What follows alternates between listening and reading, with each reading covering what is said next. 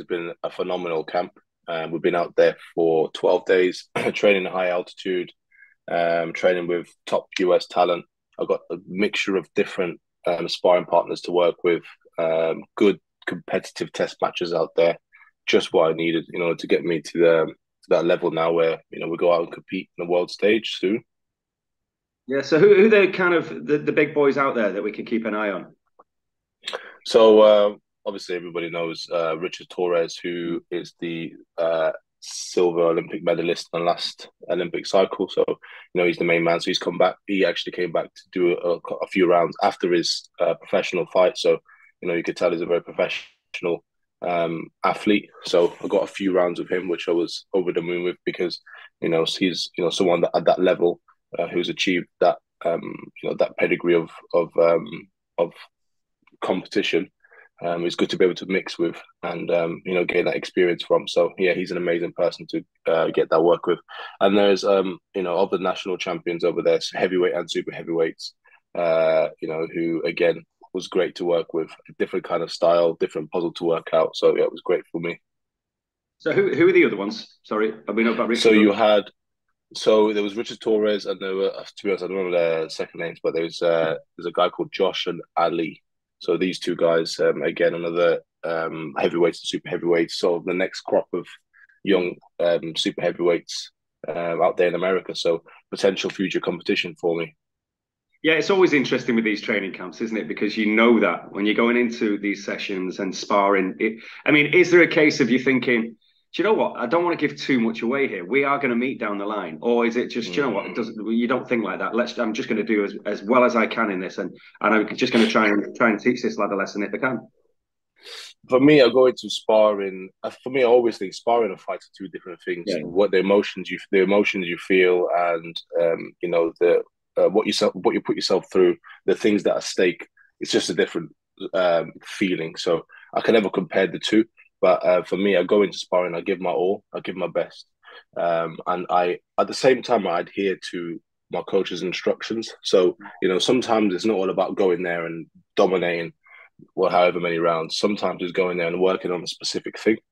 And what my weakness or things that I found out that I need to improve on my last competition, little things, and that's what the spars are for. Don't get me wrong. There's times where you do have to go all out, and it's just work on your strengths and beat this guy in this test match. But it varies. But it's always because I always go as far with a different mentality to when I go into a fight. When it comes to boxing fight, I go there to win, and that's it. You win however you can. In sparring, you win specifically. You try and get them little wins. So if it's trying to improve my backhand or whatever, that's what I go out there and do. So it's a different winning a spar is a bit different to me than winning a competition. Yeah. So what else was going on the camp then? Because you've come back, you've had a great time there. So it's not all train. Presumably, you're in Colorado. You get a chance to look around a little bit. Yeah. Got to explore Colorado a little bit. I really enjoyed it. It's everything that I expected America to be like. I've always wanted to go. I've never been. So that's one of the many perks of being on GB Boxing. It's being able to do what you love boxing, but it's also going out on adventures and exploring the world with like-minded people who enjoy the sport of boxing as well, and also just good mates. So we go out. Colorado is a beautiful place. The mountains are amazing, all high in altitude stuff. So I got to see some very naturally beautiful places, as well as enjoy a little bit of American culture. They're very different to the English, but it was very interesting. I'll say that. You've all got to watch the diet, so even you as a super heavy, you can't go silly, can you? And you know what the American portions are Yeah. like, American food. It's something else, isn't it? Americans, they love everything big, so big cars, big roads and big food, and they know how to do their food. I really enjoyed it. I bet you did. And obviously out there as well, fellow Maverick ambassador Kerry. So again, an experience that both of you, I'm sure she loved it as well. Oh, she absolutely loved it. She had a good time as well. It's good to be able to experience these things with her, as well, explore the world and these different camps with her. She's really maturing and growing up, not just getting more experience in the boxing, but as a young adult as well. So it's really great to go through that experience with her. Look at you speaking like an old head. in your early 20s? I'm telling you, I'm feeling old now. Good God. Don't start on that. Were there any other teams there, national teams? No, so it was just the US team. So it was very concentrated England versus GB versus USA style.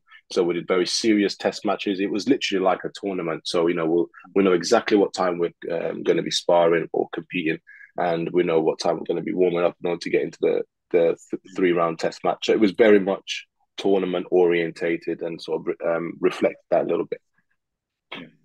So what's on the agenda now then? You're back home, but you won't be for long, I bet. Oh, what's going on? No, so back home for a couple of days or a few days, and we're off to the Stranger tournament in Bulgaria this weekend. So that's the next step. This is again, Stranger is a very, very good tournament. It's actually arguably one of the toughest tournaments in Europe.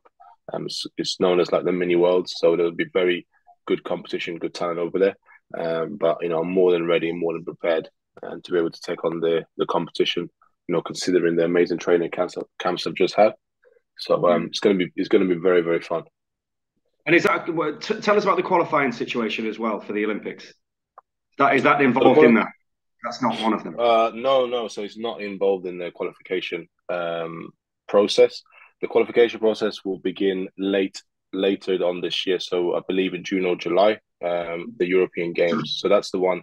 I would need to get to the finals, or of course win the competition in order to automatically qualify and get that golden ticket to represent GB at the Olympics. So that's the end goal for me this year. That's the big one. And everything I'm doing early on this year, it was all set out for that big games later on this year. So I'm treating this year a little bit like I did last year, because it was busy for me at the beginning of last year. It helped me get that experience for the Commonwealth Games later on, which happened in late summer. So it's similar this year.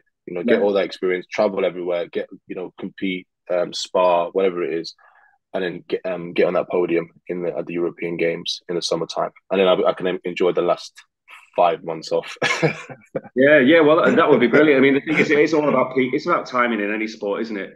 And you peaked at the right time last year. That's what you've got to do this year. Peak when it's just approaching, and then, as you say, what a remainder of the year you'd have if you do that, if you qualify.